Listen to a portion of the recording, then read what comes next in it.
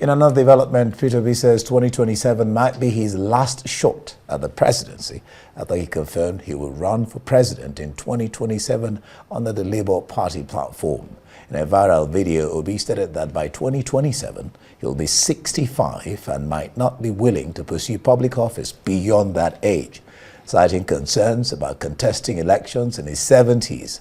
Obi assured continued support for young Nigerians committed to national transformation. He blamed the ruling government for fueling turmoil in the Labour Party and the People's Democratic Party, the PDP. The 2023 Labour Party presidential candidate emphasized the need for strong opposition parties in Nigeria's democracy. It is my belief that this thing, we should even have retirement age for it.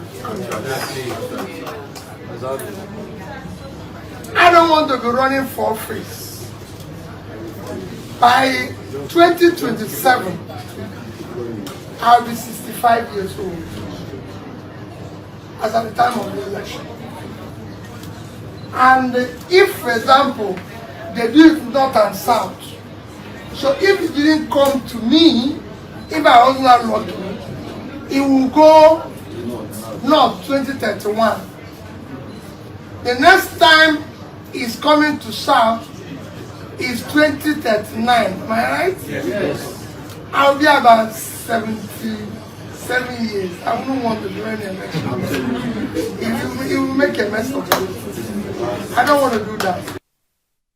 All right, that was Obi there speaking. We have in the studio to discuss these issues Nana Kazaure, Director, Strategic Communications and Media, Obedient Movement. Thanks for joining us, Nana.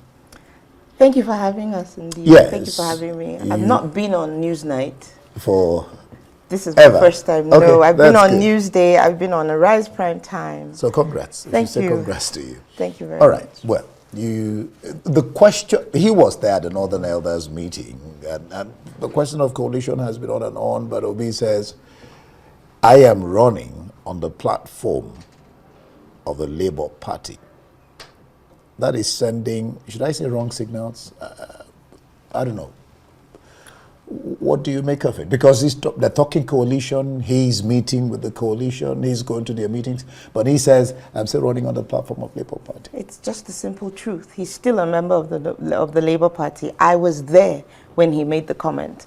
And so it was in context. He was asked a question and it was in response that he said he would be running if today, here and now, there was an election or there is an election, tomorrow in the next 24 hours. That's the party he would be running, under. That's the platform that he would use. So he was very specific. All the other members of the coalition are still in their parties. None of them has come to say X, Y, that they're out of it. But I don't know, somehow the media, I will be thanking Arise News, for giving us the opportunity to be able to explain so that the public is not misled, because it is very important that the people who listen aren't misled. So thank you for inviting me to your program. So what you're saying Yes. is that the coalition talks are still on and is still part of the coalition. Of course, he's still part of the coalition talks. So tomorrow, he may not, the language or the phrase, I will run on the Labour Party may change. If the coalition takes root, he may then run. Who knows? And what I always want to let people understand is that the coalition is still in the gestation stages. It's too early for anybody to start to say to you, this is what's going on. Yes, I know that Peter Obi sells news, so that's why you would find a lot of media houses have taken it upon themselves to draw news from a rock. And Peter Obi is an Okute, his name is the rock, isn't it? When Obi says that the government is to be blamed for the crisis, you listened to Dr. Amadi a while ago, I don't know whether you listened to him. When Obi says the crisis in the Labour Party and the PDP is orchestrated by the government or the Tinubu administration, as the case may be, I'm wondering, isn't that a case of shooting himself, their parties in the leg? Because you're saying that you people can handle it. For me, I'm thinking, I don't know, So I'm asking, isn't You're that wrong. shooting themselves in the leg when you said that somebody is the one causing your crisis? In Why your is it that party? in Nigeria we don't like to call a spade a spade? We know what's going on. I don't know. He gave a classic example of a time when President Yaradua Aleje Kanshi, when he was in government and the APGA was having a problem, and he called, the then INEC chairman and said to him, "I want this thing to be over. I need it to end now," and it did. So when there are issues within the political party and people are crying wolf and people are saying to you that this is where the issues are coming from, we're not conjuring up these names. You should ask yourself, when you think about this, then you should ask yourself, why is the APC in panic mode? Why are they acting as if Who says that? Pardon me, let me finish. They are. The way that they're acting, the way they're goading Nigerians, the way they're goading people into defections, tells you that they're in panic mode, tells you that they know. They themselves are also interested in the coalition. Yes. Defection is, but I mean, anyway, whichever way you look at it, I mean, our constitution seems to have an issue there. No, but we it's don't part have of an the issue. There's no Nigeria- issue. Everybody is let me entitled even to freedom go of to association. defect, yeah. So- absolutely. But So that when you doesn't have speak- that when you doesn't say have panic. a rubber stamp National Assembly that refuses to declare those seats vacant, please give me the answer, Mr. Ndi. I just read a news where the National Assembly takes exception to being called a rubber stamp. It But is what they are. It's by the way, yes. That's by the way.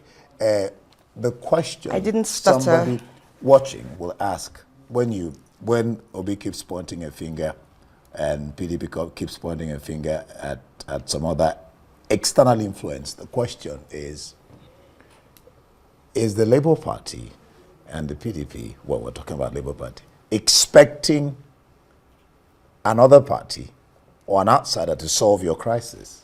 Absolutely not. So Just because His Excellency Peter Obi is talking in coalition doesn't mean that he's not also having conversation within the Labour Party to be able to sort out the internal issues that have been brewing. That's not it at all. But truth be told, I'm not going to sit down here and then start to divulge certain solving information. Nigeria's problems, does it dwell with the North? That's what he said. To a large extent. I'm from the North, and that always gives me a lot of joy because all my life, for a long time, what you hear is Nigeria's oil wealth, Nigeria's oil wealth. We have, over time, we've forgotten the other regions. So when he says that the vast arable lands in northern Nigeria, he put it also in context. I'm not good with numbers, so I'm not going to go there. He let us know that Bangladesh, in what they put out in terms of productivity is just the size of 2 northern Nigerian states. And we know that we have the numbers. We know that we have the vast arable land. We also know that we have mineral resources that can be of great, that can put Nigeria back on the pedestal that she belongs. That's what he's saying. It's time for the North to look inward. It's time for us to begin to say, we can do this. He talked about the North has been voting for something else. It's time to vote for competence and capacity. Mm-hmm. And any right-thinking individual will ask, you're having issues in your party. So which competence and capacity are they voting for if you can't handle your problems? He's advising the North to vote for competence and capacity. You're still trying to put me into a spot that I'm not going to follow with you. When you people make these kind of comments, I'm wondering, are you trying to elicit a negative response from me? Peter Obi is, let me tell you something. Peter Obi himself is stronger than all those politicians put together. He's more competent and he's shown capacity, especially because when you look at the trajectory of the things that he has done, he's been consistent. So when you look at Peter Obi, the obedient movement, the one thing you can say about us is that we are one of the most honest people. We wear our hearts on our sleeves. Peter Obi is more interested in a Nigeria. He's always said it, that he's not interested in power grabbing. So his message is not about snatch it, grab it, run with it. It's not served a la carte. He wants the consciousness of Nigerians to wake up. That in itself shows capacity. That in itself shows competence. It's not just about the party and issues that we have. There's a bigger picture. And that's why everywhere we go, everywhere you go, his name is on everybody's lips. Yes or no? He says, sorry? Yes or no? He's in the Crisis. discussions. I'm not talking, well, even in the crisis situation. My mother was a journalist, my late mom, and she would say to you that when they were taught that no news is particularly bad news. So even with the crisis, the man has been steering himself and the party, including the obedient movements, in the right direction. Like I said, it's about the consciousness of Nigerians. PO always wants for Nigerians to understand what their rights are. He lets people, you heard him say that when he's a certain age, he might not want to run. Let me just say this to PO. Sir, remember that you're running for that office through us, the Nigerian people who believe in you. So we might just ask you to run again. Yeah, but if he knows he can't go on, you can't force him back, but that's by the way. He says crimes and insecurity in the north is a consequence of poverty, and the region must invest in education because it's the easiest way to tackle poverty. What is he saying to the north when he says this? Is he saying to the north that their leaders have failed them? The leaders all over Nigeria have failed Nigerians. It's not peculiar to the north, but like I said, context. He was speaking to a northern group that invited him to come there. So it had to be in context. Nigerian leaders have failed Nigerians over the years. You must agree that things haven't gone well for us. Are we still Nigeria's giant of Africa? People still ask. So yes. We're still, I don't know, in maybe numbers. Numbers? Yeah. What do you mean by numbers? Nigeria is the biggest black continent, African continent. Yeah, in terms of numbers. In the world, yeah. In terms of numbers, but insecurity is rife. We have, I think we're second, you know, I'm not sure, correct me if I'm wrong, in terms of out of school children in Africa.